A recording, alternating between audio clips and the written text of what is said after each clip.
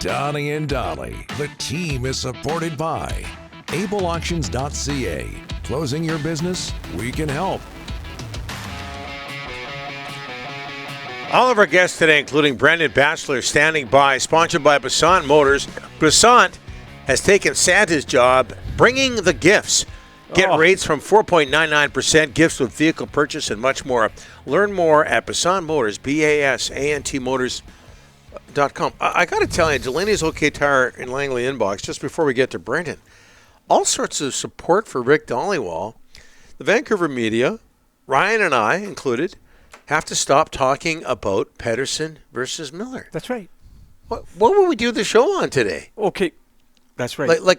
We just spent all weekend. This whole last week was a tire fire for the Canucks. A tire fire.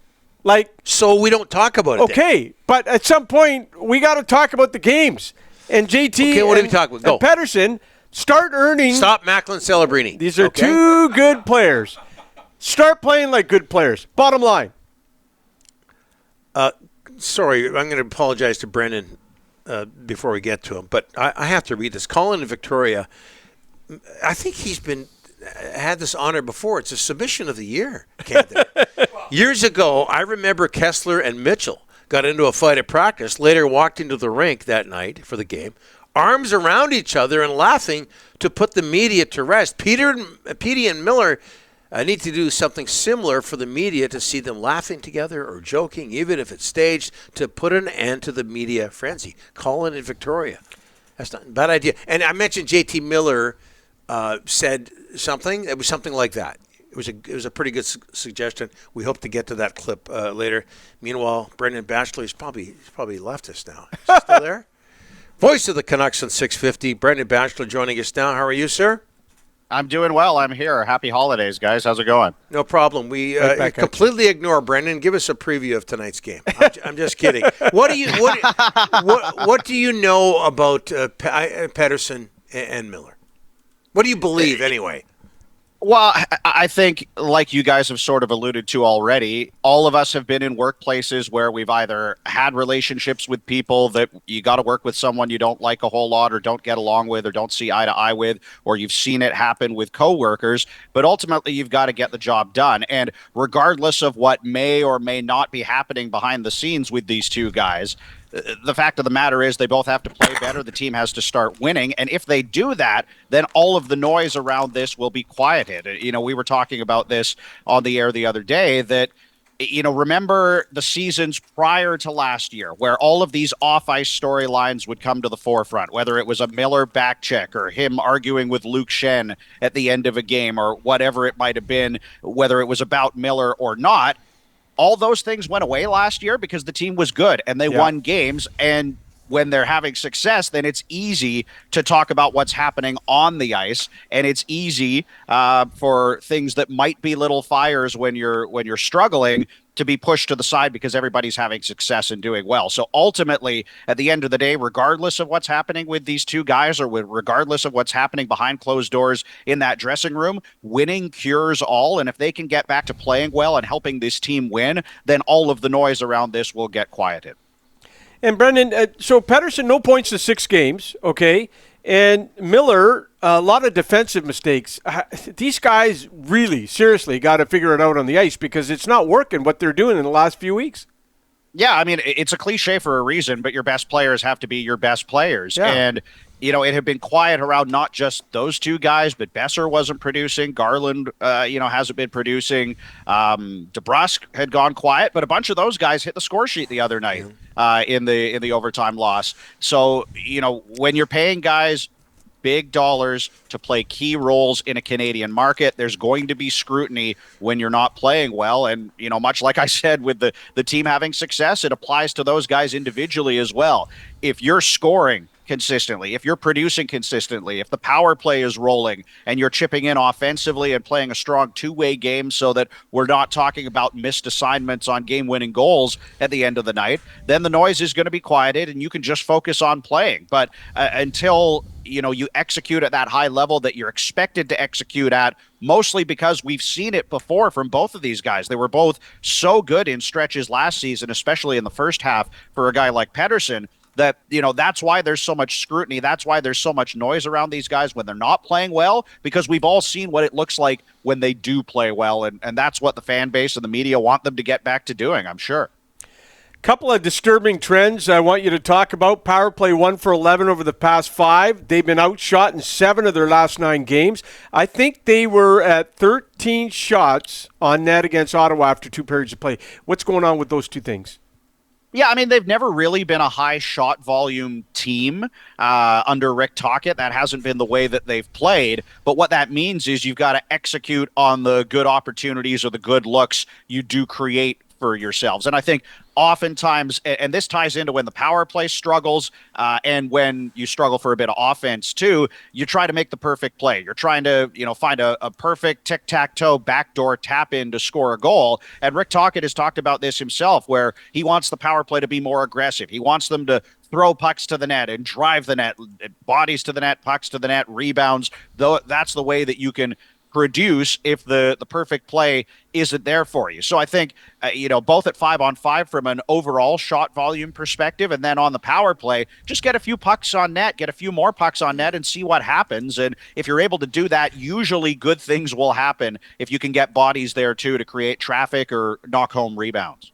Hey, Brendan, how impressed were you? And I know the Canucks beat them earlier this season in Ottawa, but how impressed were you with the Senators on Saturday night? They look like they're close to being the real deal.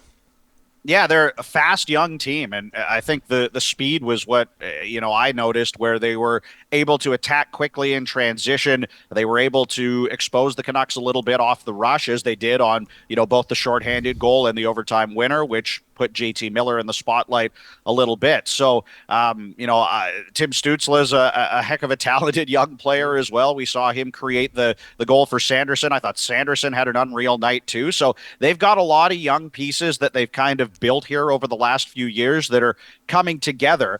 The question now, as it is often with all sorts of young teams around the league, is can you find consistency in your game? Because even though the Senators are playing well at the moment and have won all these games, it wasn't that long ago the Canucks went into Ottawa, and I think they lost 3 or 4 in a row going into that one. So a young, fast team that has a lot of potential, but they're going to need to find some more consistency in their game over the length of a season if they want to be a playoff team and go on to greater successes beyond that.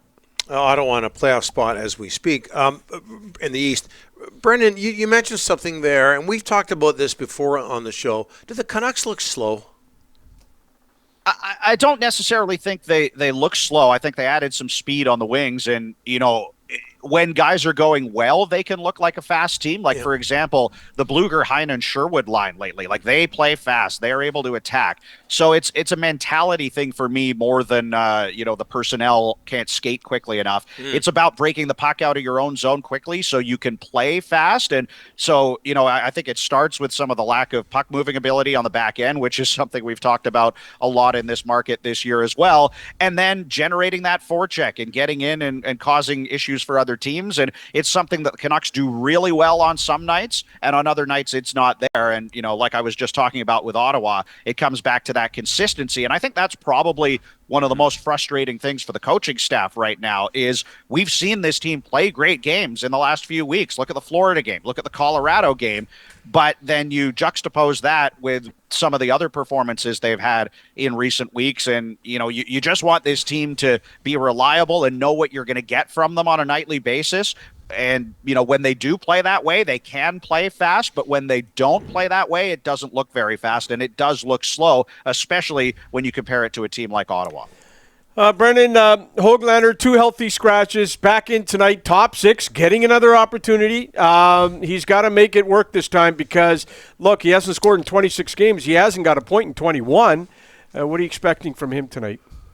Yeah, it's about making the most of the opportunities you get. And Rick Tocchet the other day essentially said that Niels Hoglander is a guy that understands he didn't make the most of some of the chances he got earlier in the year and is hungry to do just that. But when Hoglander's had the best success in his time as a Canuck, I think it's a pretty simple game for him. Get in on the forecheck, force turnovers, and then make plays with the puck once you get it. And, if a couple things go right for you and your confidence gets built back up, then that can make a big difference. But, he doesn't look like a super confident player right now, and you can understand why when he hasn't scored in 26 games, as you said, and has been a healthy scratch here for a couple. But, when it comes to players like Hoglander, and I've talked about this with guys in this market in the past, like Goldobin is another great example, Kuzmenko.